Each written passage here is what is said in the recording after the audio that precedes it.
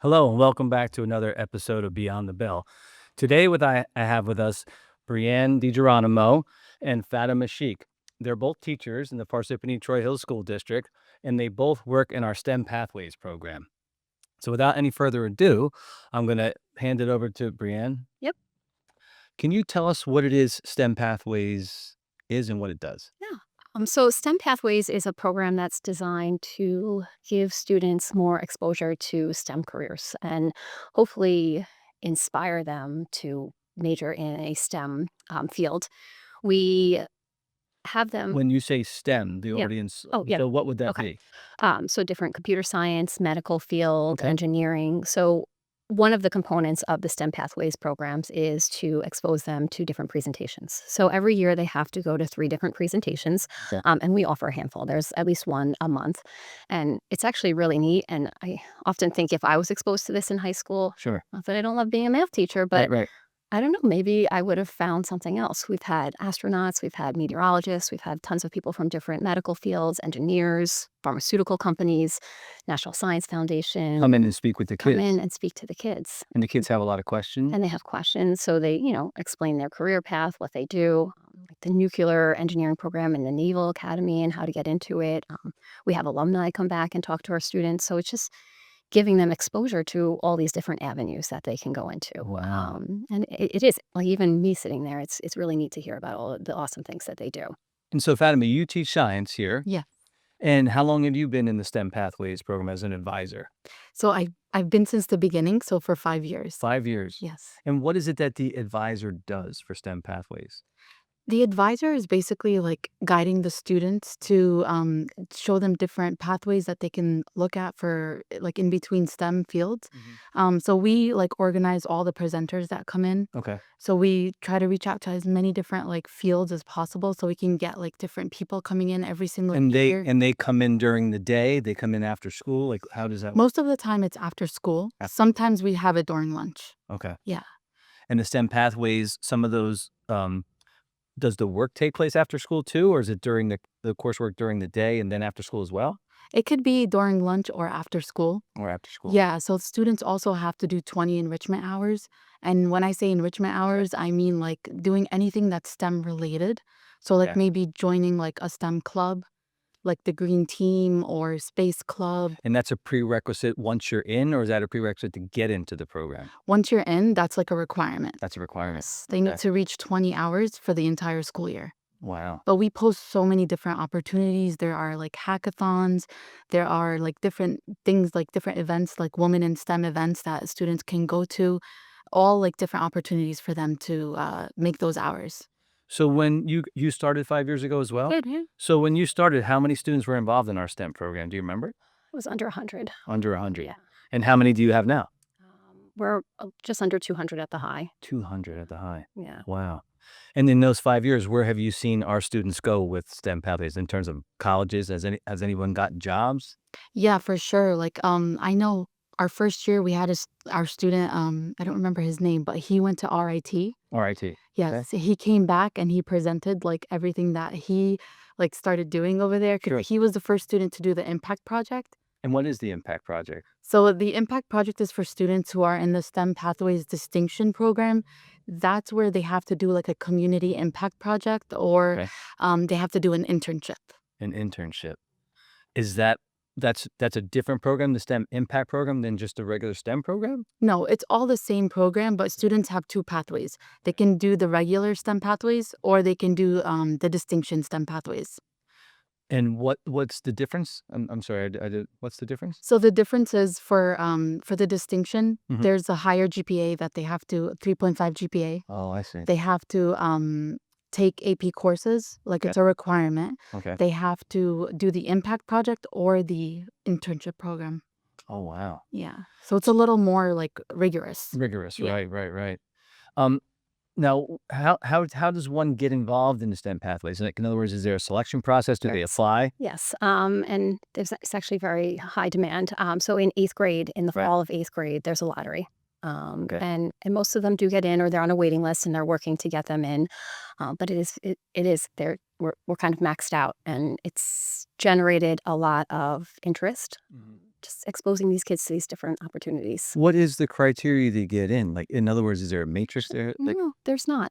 We kind of, I mean, it's hard when you're in 8th grade to say, well, you have to have these grades. Sure. So we offer it to everyone. okay. Now, when they come into the STEM program, they do have to meet the standards, which is going to presentations and having a certain GPA, taking certain courses, and getting those enrichment hours. So, and any eighth grader can become involved if they have the grades. Yes, And then there's a criteria that you must, uphold all 4 years. all 4 years. Mhm. If someone, is in their first year and they don't, and it's too rigorous, does that hurt them in any way or? And they're removed from the program. From the program. Okay. But we haven't had any of the, We want kids that are interested in STEM. We want kids that want to Yeah. be there. So if they're not meeting the criteria, then maybe they want to go a different route. And sometimes it happens. They're interested in STEM in 8th grade, and then they decide they want to go another way. Right. But for the most part, I think they know that we're very strict about meeting the requirements, Right. and we're always reminding them. So well, obviously Yeah. they know something because we went from 100 to 200. So it obviously the program is successful Yeah. and the word is getting around. Yeah.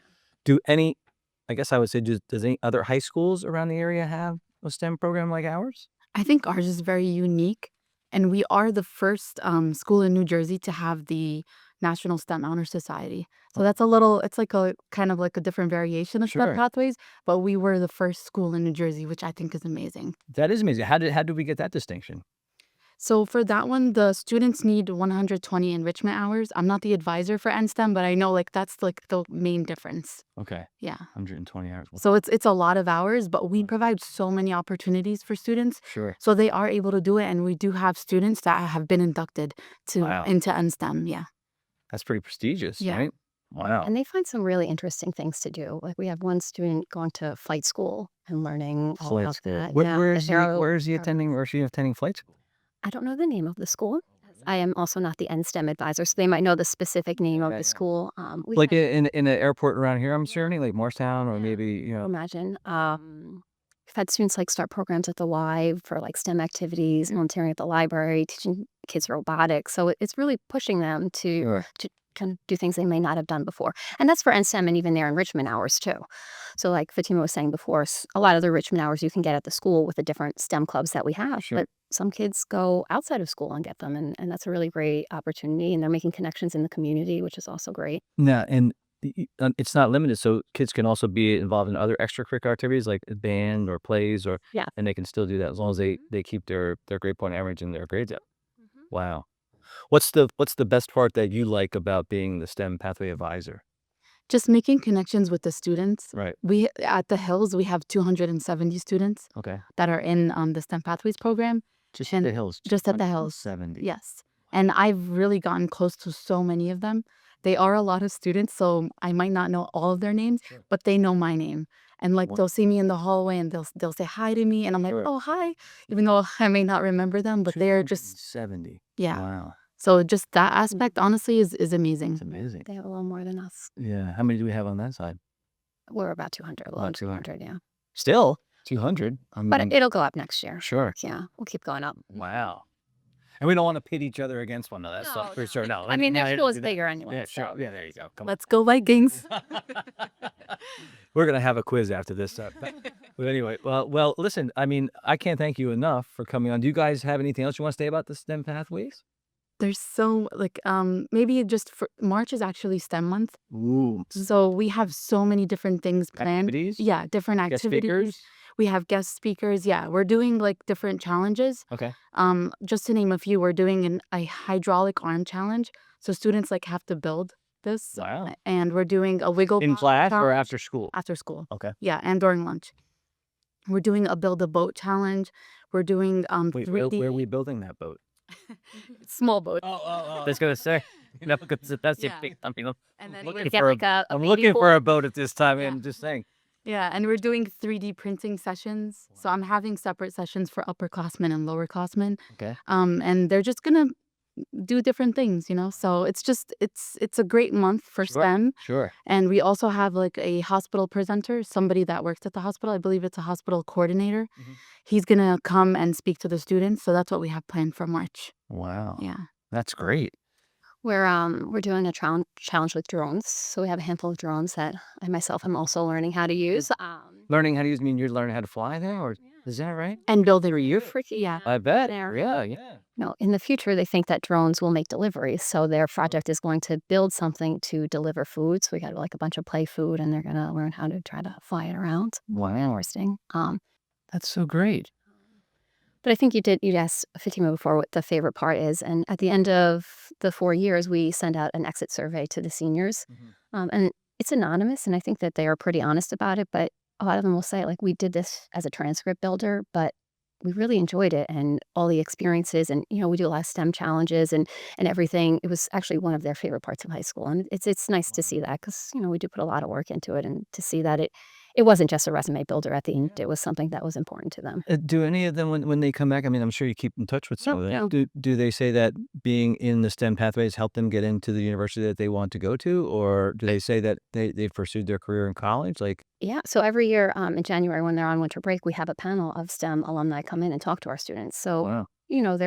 They're dedicated to the program still Sure. after that. They come Yeah. back and talk Yeah. to them, and they give them pointers on how to Yeah. get into college and they're all in STEM majors, so they are. That was what I was kind of alluding to earlier. Like when I said you guys, now it's 5 years, right? So, most of those individuals probably graduating from college now. Like, what jobs are they getting at this point? And are they coming back and Yeah. talking to our kids about those jobs that they're getting? Yeah. And what are they being paid for those jobs? Because my understanding is that those jobs are very well paid. Right. I did have a student that came he wasn't my student, he was Miss Wingren's student. He came back, Richard LaForteza. Yeah. He's an electrical engineer with Verizon. He Wow. came back and, like, spoke to the students. He's a Hills alumni. We had him a few months ago, and his presentation was great.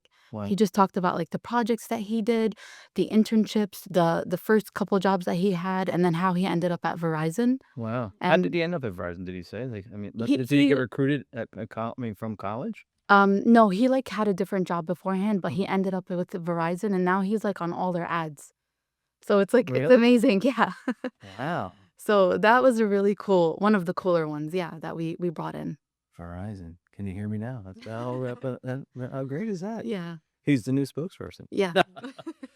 Well, anything else, girls or ladies, I Thank should you say? for doing this. Oh, thank you. I mean, I really Yeah. appreciate your time. And For having us. oh, you are so welcome. And I want to thank Brian McCourt, Rachel Villanova.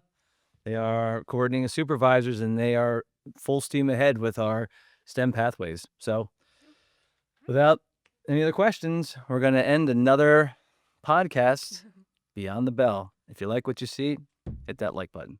Thanks.